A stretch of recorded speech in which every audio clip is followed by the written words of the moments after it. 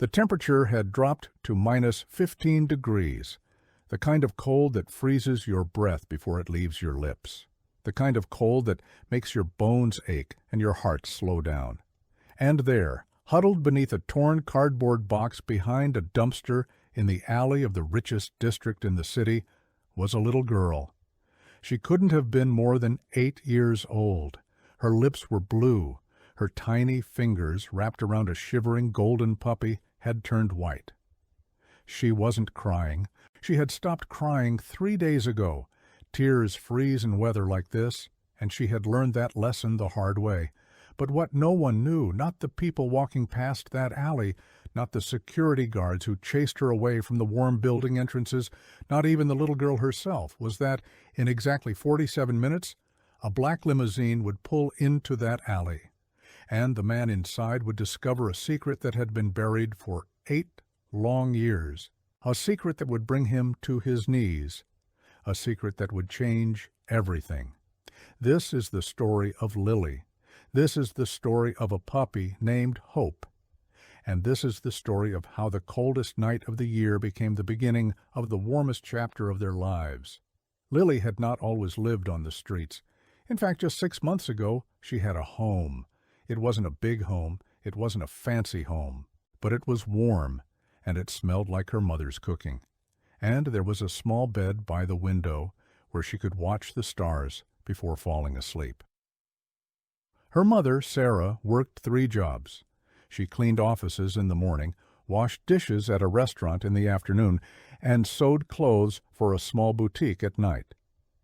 Her hands were always rough and red, but they were the gentlest hands Lily had ever known. They lived in a tiny apartment on the 6th floor of an old building. The elevator never worked, and sometimes the heating would fail in the winter, but Sarah always found a way. She would boil water and fill bottles to keep Lily warm. She would wrap her daughter in every blanket they owned. She would hold her close and tell her stories about a father Lily had never met. "Your father was a wonderful man," Sarah would whisper. "He loved you before you were even born. He used to talk to my belly every night, telling you about all the places he would take you, all the things he would teach you." "Where is he now, Mama?" Lily would ask, her big brown eyes filled with curiosity. And every time, Sarah's eyes would fill with tears. "He's far away, sweetheart, but one day, you'll understand." Lily never pushed for more. She could see how much pain the question caused her mother, so she learned to stop asking. She learned to be content with what she had. She learned to be grateful for the small things, a warm meal, a bedtime story, her mother's kiss on her forehead before sleep. But then everything changed. It was a Tuesday in June when Sarah collapsed at work. The doctors said it was exhaustion. 3 jobs, no rest, years of neglecting her own health to provide for her daughter. Her body had simply given up. Sarah was admitted to the hospital, and for the first time in her life, Lily was alone. The hospital bills piled up. The landlord came knocking, demanding rent they couldn't pay. Sarah's boss at the restaurant found a replacement. The boutique owner stopped sending work, and the office building hired a new cleaning crew. Just like that, everything they had built came crumbling down. Sarah fought hard. She tried to get better. She tried to hold on, but 3 months later, on a rainy September morning, she closed her eyes for the last time. Lily was holding her hand when it happened. She felt the exact moment her mother's grip loosened. She felt the exact moment she became an orphan. "I love you, my little flower," Sarah whispered with her last breath. "Find your father. He'll take care of you. His name is—" But the words never came. Sarah's eyes closed, and the heart monitor let out a long, continuous beep. And 8-year-old Lily was left alone in a cold hospital room with nothing but a broken heart and a question that would haunt her. What was her father's name?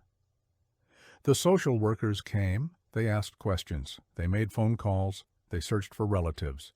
But Sarah had no family. She had come to the city alone, pregnant and desperate, 8 years ago. No one knew where she came from. No one knew who Lily's father was. The documents were incomplete. the records were missing, and the orphanage was full. "We'll find a place for her," they said. "Just give us a few weeks." A few weeks turned into a month. Lily was moved from one temporary shelter to another, foster homes that were too crowded, care facilities that were underfunded, and everywhere she went she was just another number, just another forgotten child in a system that was stretched too thin. Until one night she ran. She didn't plan it. She didn't pack a bag. She just saw an open door, and something inside her told her to go. Maybe it was fear. Maybe it was instinct. Maybe it was the memory of her mother telling her to find her father. Whatever it was, Lily walked out of that shelter and into the cold October night, with nothing but the clothes on her back and a determination to survive. For 2 months, she lived on the streets. She learned where to find food, the back of bakeries after closing time, the dumpsters behind restaurants, the kindness of strangers who would sometimes share their meals. She learned where to sleep, under bridges, in abandoned buildings, in the corners of subway stations until the security guards chased her away. She learned how to become invisible, how to blend into the shadows, how to exist without being seen. And then she found hope. It was a freezing November night. Lily was searching for a place to sleep when she heard it. A small, weak whimper coming from a cardboard box in an alley. She approached carefully, afraid of what she might find. And there, shivering and barely alive, was a tiny golden puppy. Someone had abandoned him, left him to freeze, left him to die. Lily didn't hesitate. She picked up the puppy, tucked him inside her jacket, and held him close to her heart. He was so cold, so fragile, so helpless, just like her. "I'll call you Hope," she whispered, "because that's what we both need right now." From that night on, they were inseparable. Lily shared every scrap of food she found with Hope. She kept him warm with her body heat. She talked to him when the loneliness became too much to bear. And Hope, in return, gave her a reason to keep going, a reason to wake up every morning, a reason to survive. But the winter was harsh, and the streets were unforgiving. And no matter how hard Lily tried, she couldn't escape the cold that was slowly killing them both. December 23rd, 2 days before Christmas. The city was alive with lights and decorations. Families were shopping for presents. Children were laughing and playing in the snow. The smell of hot chocolate and cinnamon filled the air. But Lily couldn't feel any of it. All she could feel was the cold. She had found a spot behind a dumpster in an alley. It wasn't much, but it blocked the wind. She had gathered some cardboard boxes to create a small shelter. She had wrapped Hope in an old newspaper she found, and she had curled up into the smallest ball possible, trying to conserve whatever warmth she had left. But it wasn't enough. The temperature kept dropping. Her body kept shaking. And Hope, despite being pressed against her chest, was getting weaker by the hour. "It's okay, boy," Lily whispered, her teeth chattering. "We'll be okay. We just have to make it through the night. Tomorrow I'll find us some food. I'll find us a warmer spot. We'll be okay." But deep down, she knew she was lying. Deep down, she knew they wouldn't make it. The cold was too strong, their bodies were too weak, and no one was coming to save them. As her eyes started to close, as her body started to give up, she thought of her mother. She imagined Sarah's warm arms around her, Sarah's voice singing her favorite lullaby, Sarah's gentle kiss on her forehead. And for a moment the cold didn't feel so bad. For a moment she felt almost peaceful. "I'm coming, Mama," she whispered. "I'll see you soon." And then she heard a voice. "What the? Is someone there?" Lily's eyes fluttered open. Through the haze of exhaustion and hypothermia, she saw a figure standing at the entrance of the alley, a tall man in an expensive coat. Behind him she could see the lights of a black limousine. "There's a child here," the man shouted. "Someone call an ambulance. Now." Everything after that was a blur. Strong arms lifting her from the ground. a warm coat being wrapped around her, the sound of sirens in the distance, the feeling of being carried into a heated car, and, through it all, she held on to hope with whatever strength she had left. "The puppy," she managed to whisper. "Please, don't leave. Hope." "I won't leave anyone," the man said, his voice thick with emotion. "I promise you, you're safe now." And for the first time in months, Lily believed it. She looked up at the man's face, trying to focus through her blurred vision. He had dark hair, streaked with a little gray at the temples, sharp features, a strong jaw, and eyes. Eyes that seemed strangely familiar. Eyes that looked exactly like the one she saw in the mirror every day. But before she could think about it, before she could make sense of what she was seeing, the exhaustion took over, and Lily fell into a deep, deep sleep. When she woke up, she was in a hospital room, but not like any hospital room she had ever seen. This one was private. This one was warm. This one had fresh flowers on the bedside table and soft blankets on the bed. And there, curled up at her feet, was Hope, clean, groomed, and wearing a tiny red collar she had never seen before. "You're awake." Lily turned her head. The man from the alley was sitting in a chair by the window. He looked tired, like he hadn't slept all night. But when their eyes met, something shifted in his expression, something she couldn't quite understand.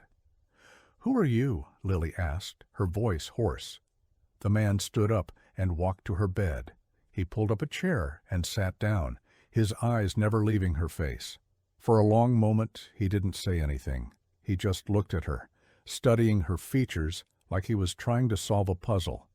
"My name is Alexander Chen," he finally said.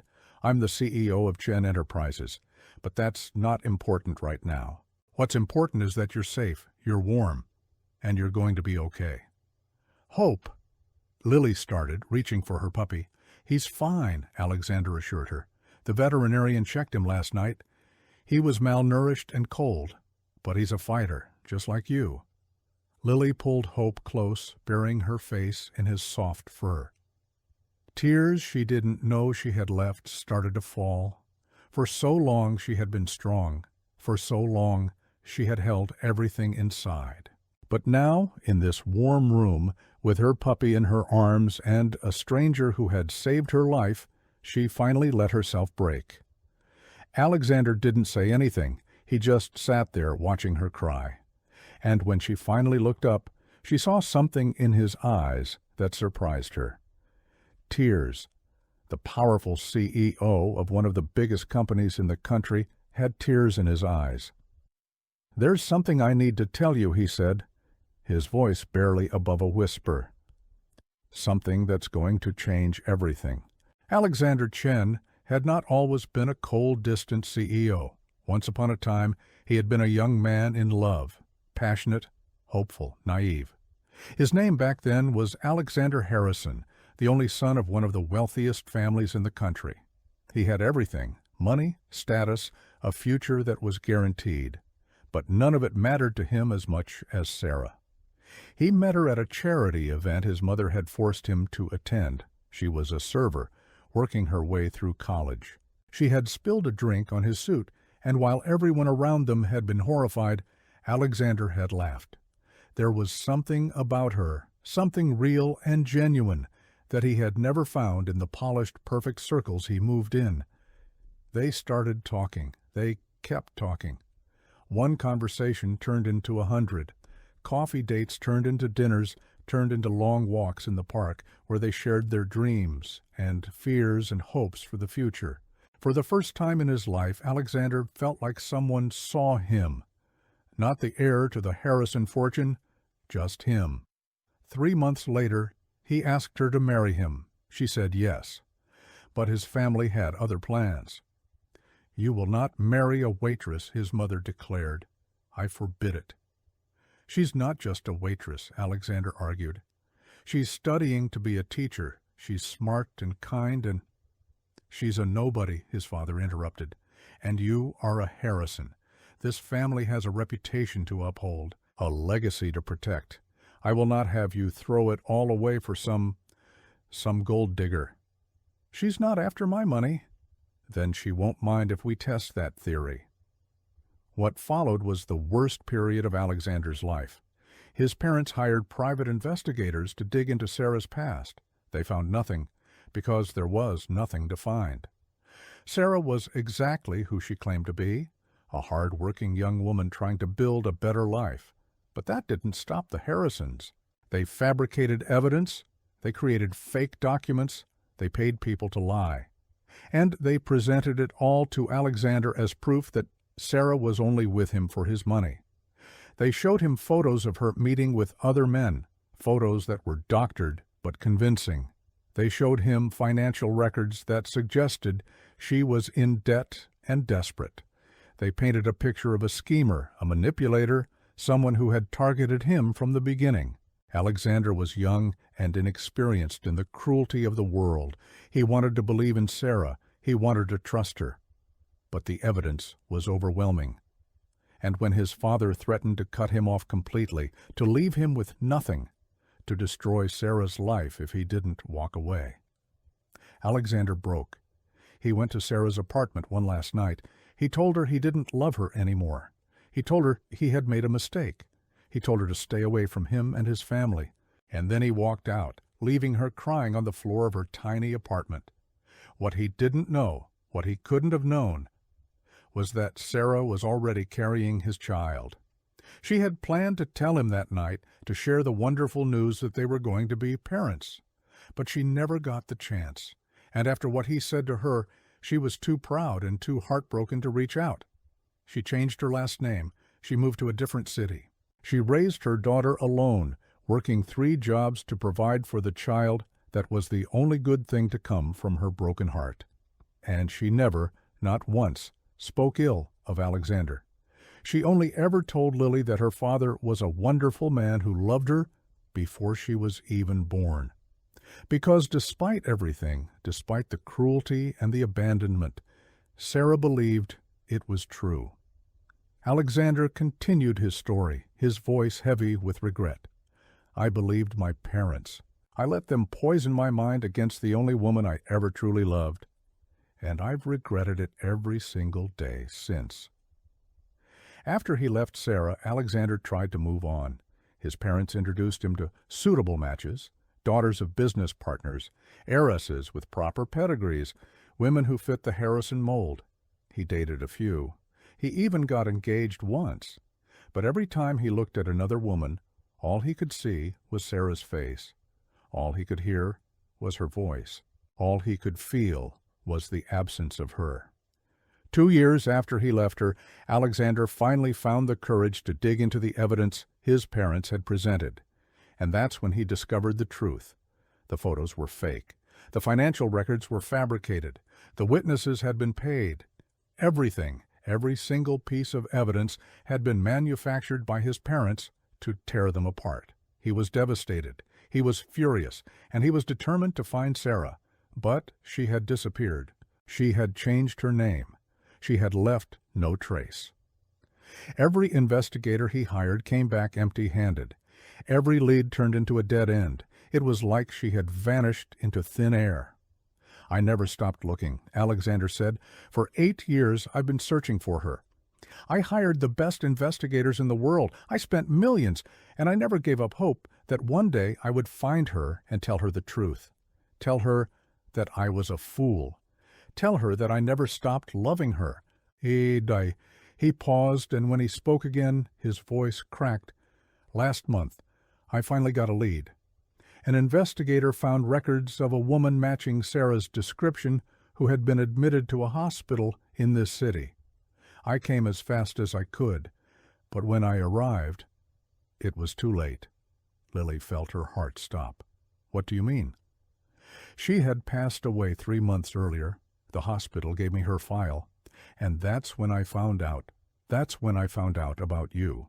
Alexander reached into his pocket and pulled out a photograph. He handed it to Lily with shaking hands. It was a picture of a young woman smiling at the camera, her hand resting on her pregnant belly. And even though the photo was old and faded, Lily recognized her immediately. "Mama," she whispered. Yes, Alexander said, tears streaming down his face. Your mother, the love of my life, and you, Lily, you're my daughter. The room fell silent. Lily stared at the photograph, then at Alexander, then back at the photograph. Her mind was racing, trying to process what she had just heard. This man, this stranger who had pulled her from the cold, was her father. The father her mother had always spoken about with such love. The father she had dreamed of finding. I don't understand, she finally said. If you loved Mama so much, why did you leave her? The question cut through Alexander like a knife. He knew he deserved it. He knew there was no excuse for what he had done. But he also knew that this little girl, his daughter, deserved the truth. So he told her everything. He told her about his parents and their manipulation. He told her about the fake evidence and the threats. He told her about his weakness and his cowardice. He told her about the years of searching and the guilt that had consumed him every single day. He held nothing back. He showed her the darkest parts of himself, because she had a right to know. When he finished, Lily was quiet for a long time. She stroked Hope's fur, lost in thought. Finally, she looked up at her father with eyes that were wise beyond her years. Mama never said bad things about you, she said. She always told me you were a wonderful man. She said you loved me before I was even born. Alexander's face crumpled. She said that? Yes. Every night before I went to sleep. She would tell me stories about you, about how you used to talk to her belly, about all the places you would take me, about all the things you would teach me. I would have, Alexander choked out. I would have given you the world, Lily, if I had only known. But you didn't know, Lily said simply, and now you do. She reached out with her small hand and placed it on his. Her skin was still cold from the night before, but her touch was warm with something else. Something that Alexander had stopped believing he deserved. Forgiveness. Mama told me to find you, Lily continued. She said you would take care of me. She tried to tell me your name, but she didn't have enough time. Alexander broke down completely. He pulled his daughter into his arms, careful not to disturb Hope, and held her like she was the most precious thing in the world. Because she was the daughter he never knew he had. She was Sarah's last gift to him. She was proof that even after everything he had done, love had found a way to survive. I'm so sorry, he sobbed. I'm so sorry I wasn't there.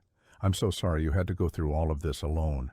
But I promise you, Lily, I will spend the rest of my life making it up to you. You will never be cold again. You will never be hungry again. You will never be alone again, I promise. Lily held on to her father, tears streaming down her face. And somewhere in the back of her mind she could almost hear her mother's voice, gentle and warm, saying, I told you he would come, my little flower. I told you.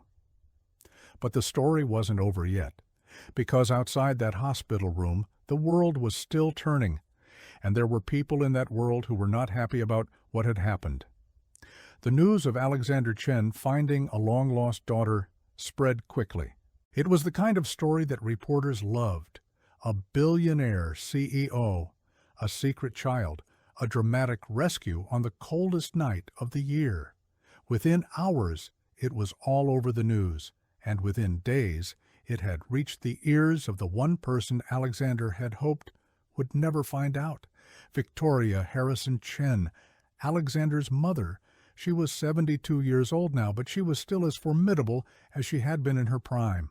After Alexander's father had passed away 5 years earlier, she had taken over as the matriarch of the family. She controlled the Harrison fortune, she controlled the family's business interests, and she had controlled Alexander's life for as long as he could remember, except for Sarah. Sarah had been the one thing she couldn't control, and she had dealt with that problem efficiently. But now Sarah's daughter had appeared, and she was threatening everything Victoria had worked so hard to protect. 3 days after Lily woke up in the hospital, Victoria paid them a visit. She arrived in a convoy of black cars, surrounded by lawyers and assistants. She swept into the hospital room like she owned the place, because in a way, she did. The Harrison family had donated the entire wing.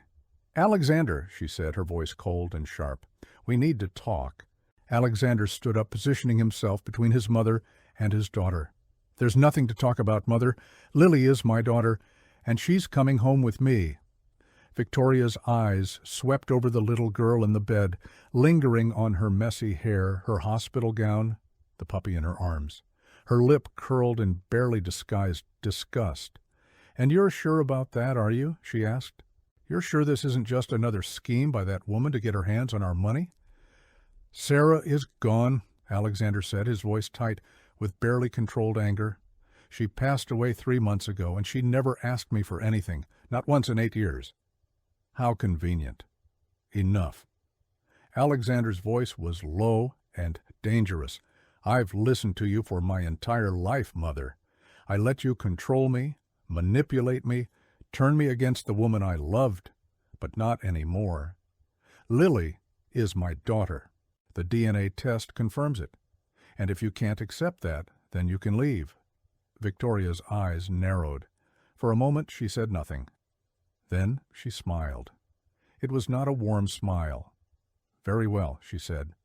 "But don't say I didn't warn you, Alexander.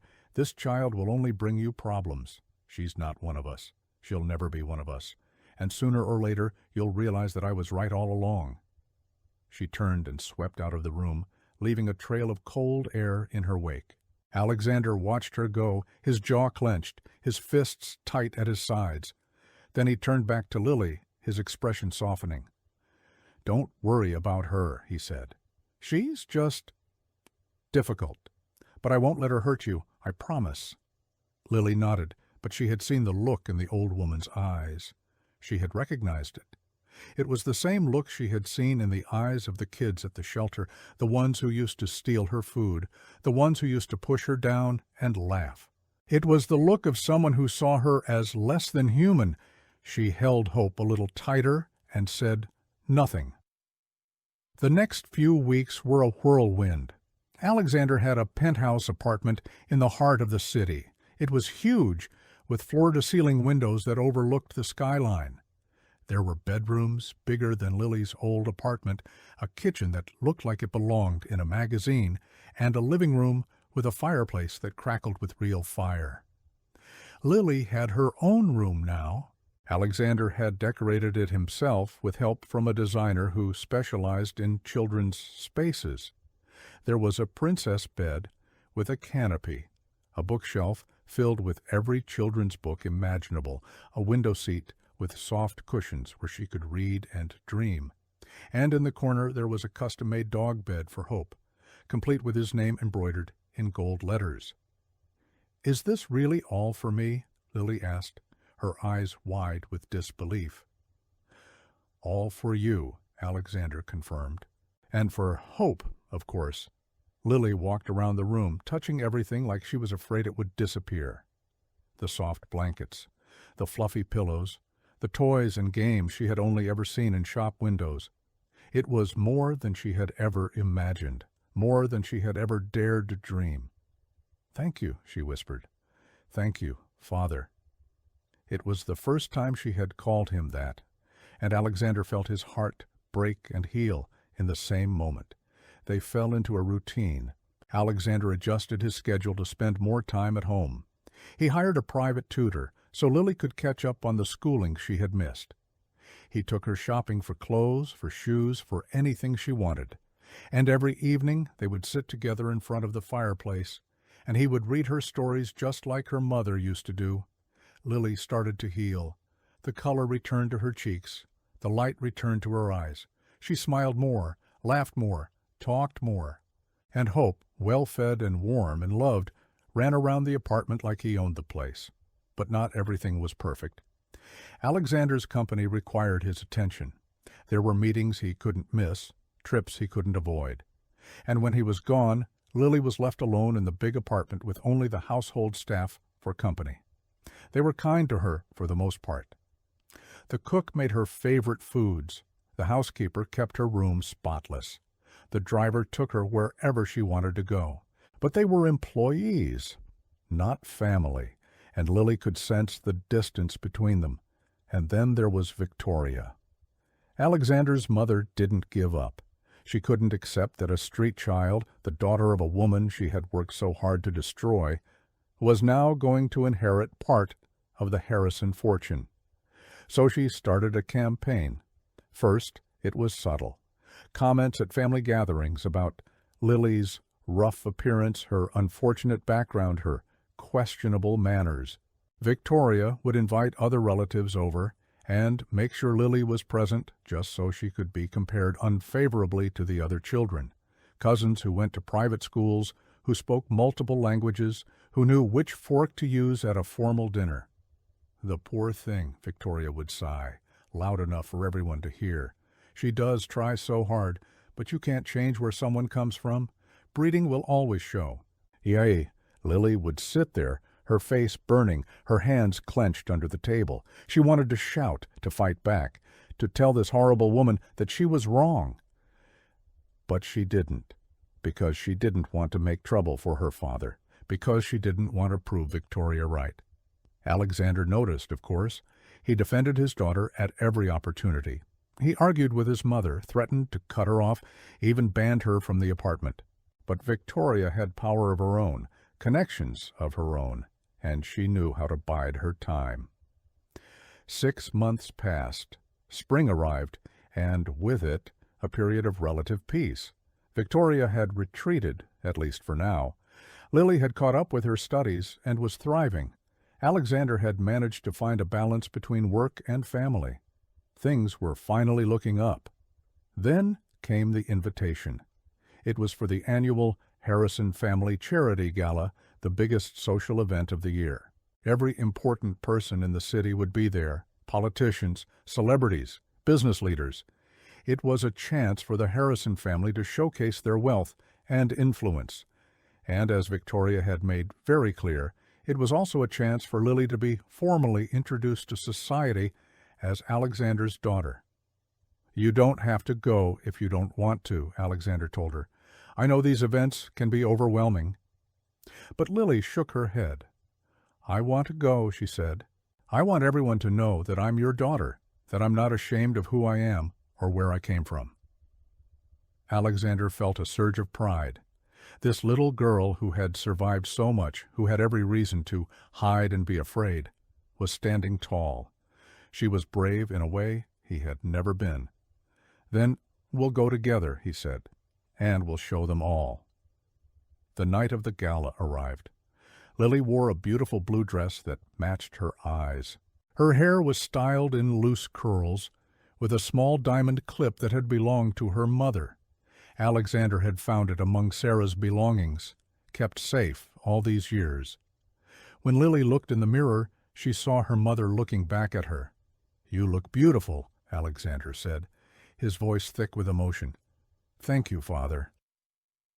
They arrived at the gala in Alexander's limousine. The venue was a grand hotel, lit up like a palace. Cameras flashed as they walked down the red carpet. Reporters shouted questions. Lily held on to her father's hand, her heart pounding, but she kept her chin up and her eyes forward. Inside, the ballroom was magnificent. Crystal chandeliers hung from the ceiling, casting rainbows of light across the polished marble floor. Tables were laden with food and flowers. A live orchestra played classical music, and everywhere people in elegant clothes mingled and laughed and showed off their wealth. Victoria was waiting for them at the center of the room. She wore a black gown dripping with diamonds, and her silver hair was swept up in an elaborate style. She looked like a queen holding court.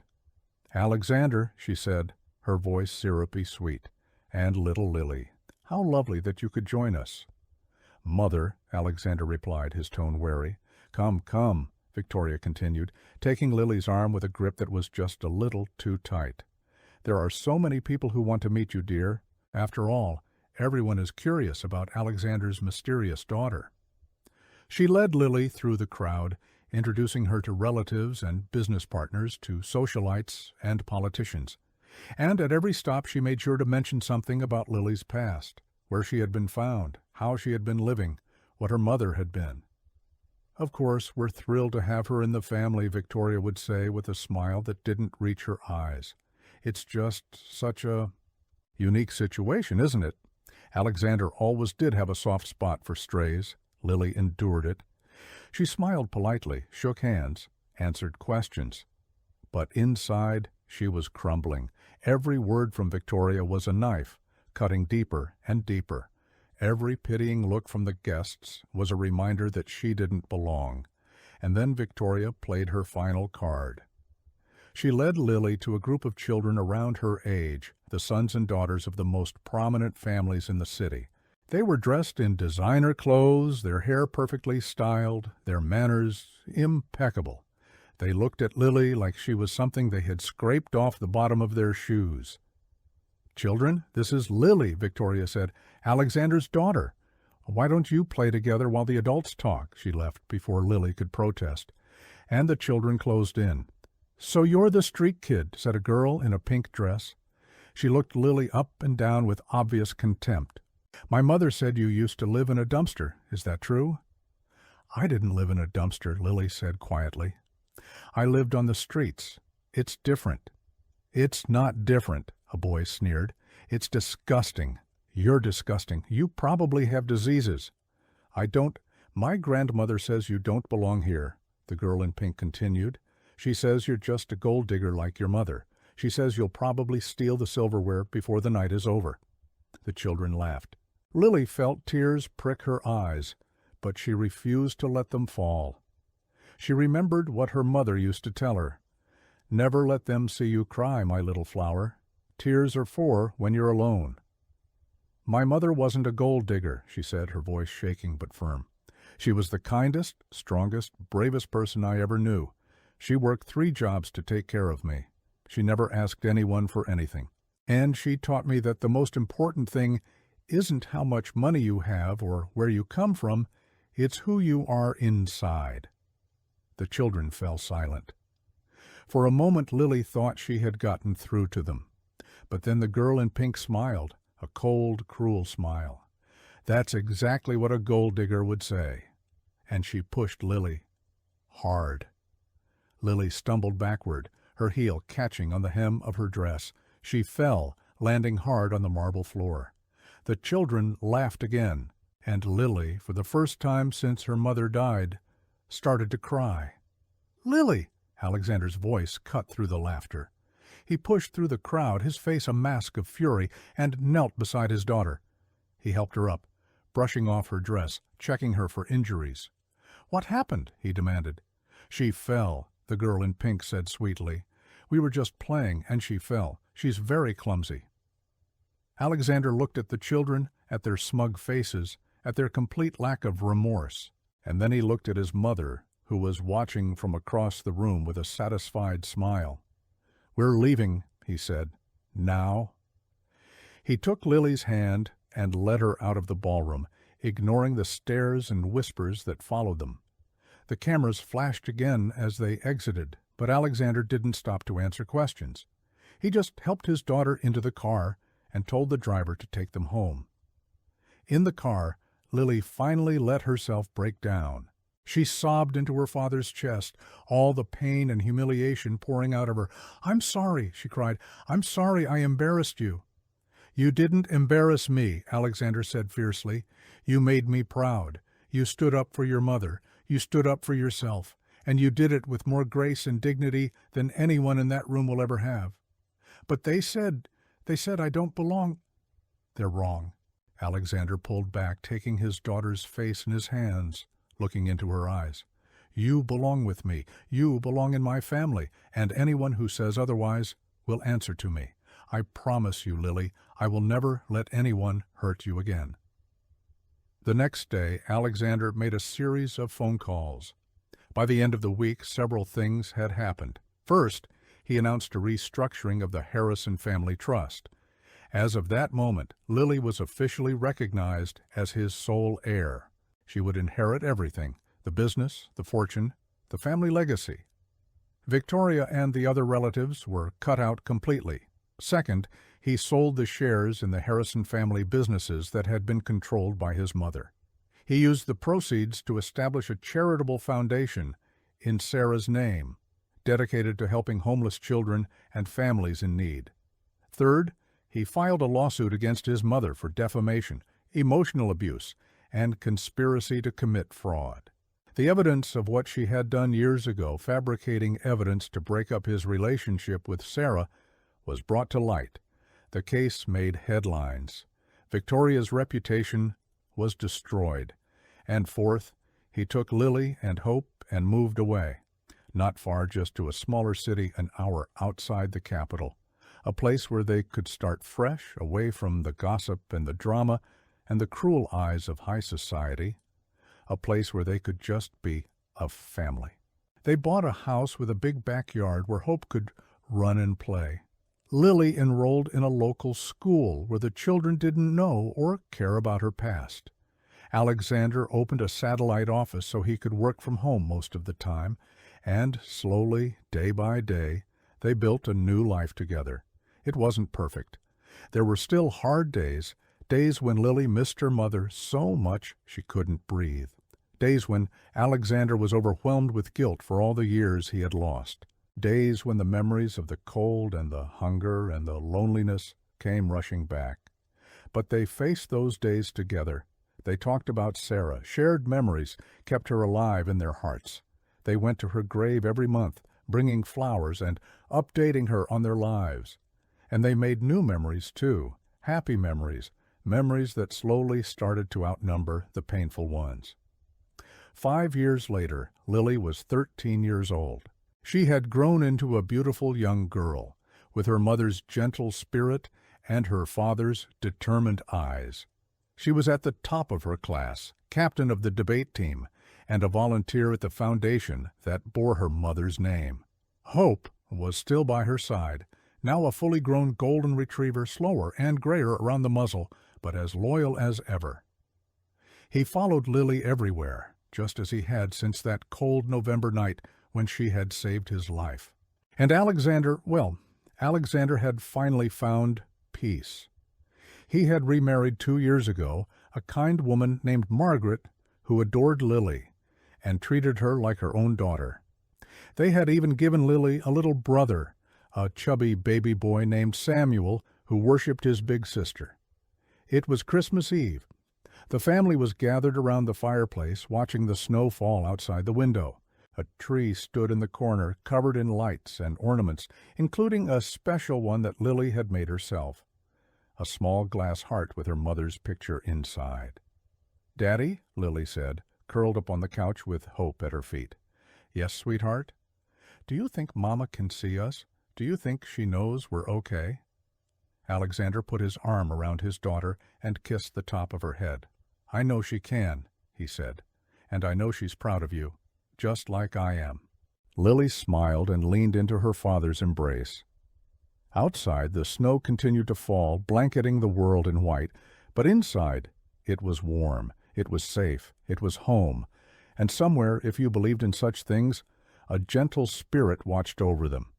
A woman with kind eyes and rough red hands, a woman who had loved her daughter more than life itself. A woman who had always known, even in the darkest moments, that everything would be okay. Because love, true love, always finds a way. The end. If you've been through darkness, if you've felt cold and alone, remember this: your story isn't over. Help can come from the most unexpected places. And sometimes the people who are meant to find you will, even when all hope seems lost. Never give up. Your warmth is waiting.